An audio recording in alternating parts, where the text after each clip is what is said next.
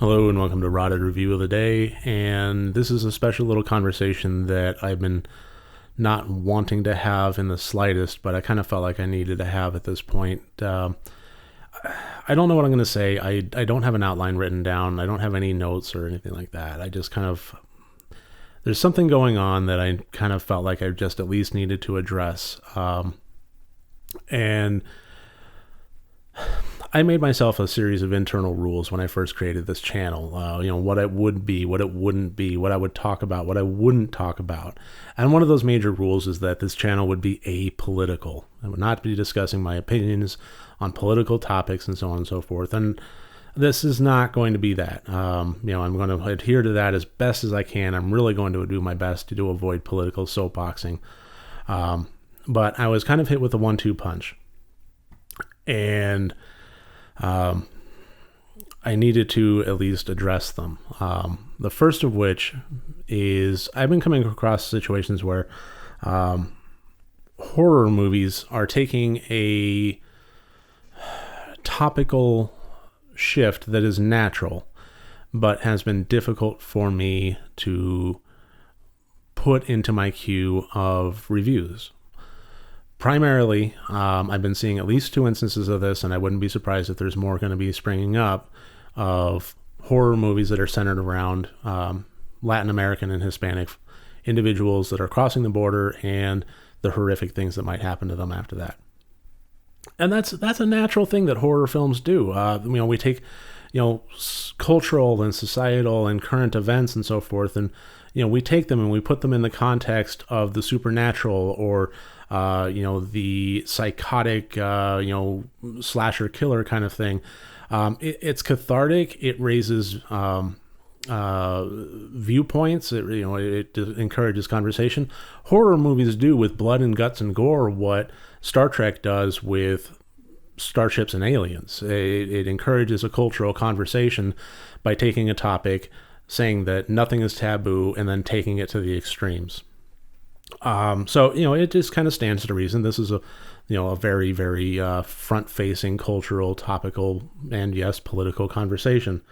But I find myself in a difficult position because I see these movies pop up and I want to watch them and I want to review them, and I give myself pause and I wind up passing through them, just because I'm bracing myself for the political crap storm that would happen in the comments section, if they manage to come up with enough views like my review of Watch If You Dare. It's something that I fear. I'm not going to lie. I don't feel like moderating that. I also am not in a position to be as active in the community as to be a moderator for all of that. It's not something that I wanted to do. But at the same time, I want to watch the movies and I want to talk about them. So I find myself in a tricky position, and, maybe that's why I'm making this video, is to just kind of get it all out of the way, bring it front and center so that I can just objectively and, just talk about the movie on its own merits. But another thing, the two of the 1-2 punch is the events of yesterday, with 2 mass shootings, one in El Paso and one in Dayton, Ohio. And at this point, we have wound up with more mass shootings this year than we have had calendar days. And it is getting worse and worse. And I know that everybody and their brother has been talking about this. And I don't want to just, add, another voice to the mix or anything like that. But we have, the political side of things would say, we have, a gun problem, or we have an illegal immigration problem, or, there would be 2 sides of, every coin. And, somebody would talk about how they're invading our country, and then another person would talk about how assault rifles need to be banned. Me personally, I think that we just have a human crisis. We have a problem with hate. And that is a very difficult thing for me to see. I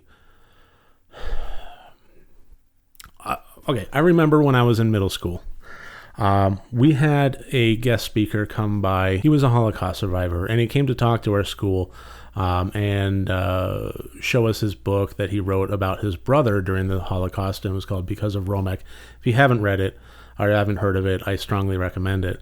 But I recall, I was an impressionable, it was middle school, I was an impressionable, lad, early teens. And I remember as he's talking about all these horrific events that happened personally to him and to his brother Romek, a sadness was just completely enveloping all of us. The entire room had this cloud over it as we're listening to him having to, make these, terrible, pain-filled journeys, trying to find, refuge. And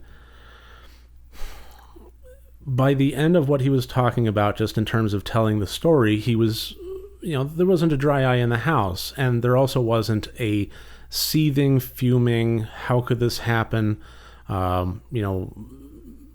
hatred, for lack of a better word, of, the Third Reich and Nazis and so forth. Even though, all in the past, it still was, or ideally, it was tough to suppress that feeling of rage. And I remember something that he said that was very disarming, because I think that, I don't know if it was just something that he had in his routine as he talked from class to class, or if he sensed the tone in the room, but he said that something that I'll never forget. He said that if there's one thing that I want you to take away from this, it's that I do not want you to hate the people that did this to us. I do not want you to hate the Nazis and the Germans and so forth that did this or passively allowed this to happen. And it was very confusing for me. It hit home very hard, because it was perfectly addressing what I was feeling, and then him saying, I don't want you to feel that.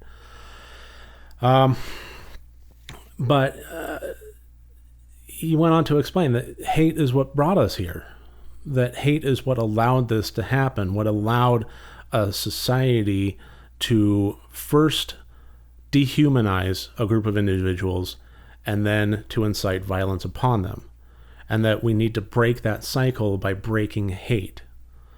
And it's something that stuck with me for the rest of my life, clearly.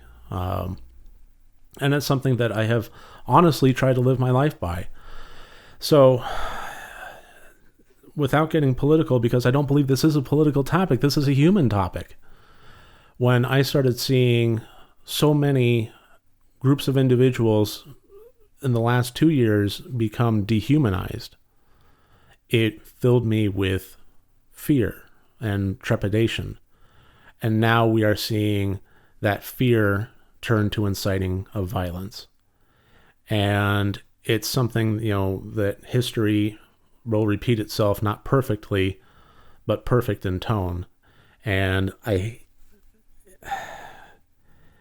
we need to break it. We need to break the cycle. We need to be introspective. We need to discuss this. We need to think about things as a society and as individuals, as introspection and self-reflection is an important part of growth as an individual and as a society, and it's something that we need to do on a regular basis if we are ever going to overcome it and grow and break the cycle of hate, which is absolutely necessary. And the first thing we need to do is stop dehumanizing folks.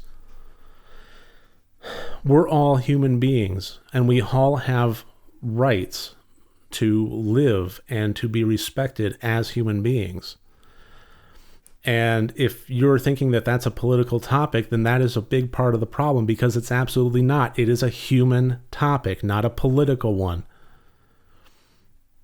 Somebody of one nationality is exactly the same blood and muscle and sinew as somebody of your nationality. I come from, I have a unique experience with this just because I was born and raised in San Diego, California, and I lived the first several decades of my life there. So I went to school, I grew up in a fairly lower middle class area that was a fairly mixed race, place. It was like the melting pot of San Diego. If you've ever been to Claremont, there you go. Or at least that's how it was in the 80s and 90s. And, I went to school with all manner of different races and cultures. In high school, just because of the way the buses worked and, consolidation of classes and, and so on. Me being Caucasian, I was not the majority of, race. My Hispanic classmates were, if on a racial deconstruction kind of thing, they were the majority. And I never really had a problem with that. It was fine. They were my classmates. They were my friends. They were my study buddies. And I would go home and look, go to their, their houses and, do homework and play games with it. It was not a big deal. It just, they were people. And, I've gotten to work with individuals of different nationalities. I've gotten to work with people that cross the border every day and work their fingers to the bone. I've gotten to see some of the most family-oriented and hardworking people in my life, of Hispanic origin. And yes, some of them were absolute jerks, but so that goes for any culture. You take the good and you take the bad and you take individuals for what they are, and you don't judge an entire culture based on a select few individuals that you want to cherry pick and say that's how they all are. It's that process that allows us to dehumanize, which is the first step in hating a group of people, which is the next step being inciting violence. And it's just no good. It's not who we are. It's not America. We are above that. We are beyond that. America is made up of immigrants. America is made up of individuals that take those immigrants in and help them acclimate to our capitalist democracy while at the same time preserving the culture that they brought with them. Anyway, to wrap up, I'm going to go ahead and watch those movies, and hopefully I'm going to enjoy them, but we'll see if they're actually good or not. But I guess the only thing that I want to just wrap this up with and say is we really need, as a society and as individuals, to break the cycle of hate. And the only way that we can do that is by never tolerating hate, but whenever possible, to match it and fight it with love. At the end of the day, the actions with which we are most responsible are our own individual actions.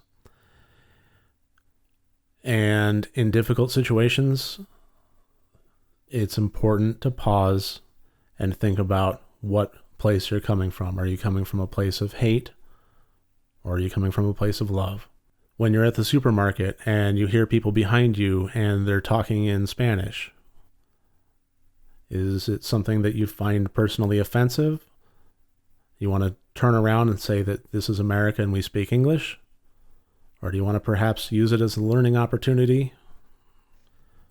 Maybe ask them, if you learn one term, ¿cómo se dice?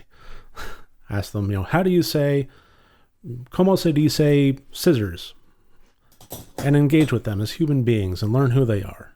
Take it as an opportunity to love instead of hate. And likewise, when you hear people talk about the benefits of hate or the benefits of violence against groups of individuals that they feel have no place here, think about how you're going to approach them. Is it going to be from a place of hate, in which case it's going to solidify their stance on things? Or is it going to be from a place of love, where perhaps you can get through to them and maybe throughout all of their talk and rhetoric, they might have a smidge of knowing that what they're saying is incorrect, and that's what you can find, and turn that volume up on that little voice inside their heads until they finally possibly realize that hate is never the answer. That as a society, as individuals, we should always find a place for love. So I'm going to go ahead and wrap this up now by simply requesting that if you're going to be leaving comments on this video, to keep it topical and to keep it as respectful as possible. I'm bracing myself. I don't want to lock the comments on this one above any other. I don't want to.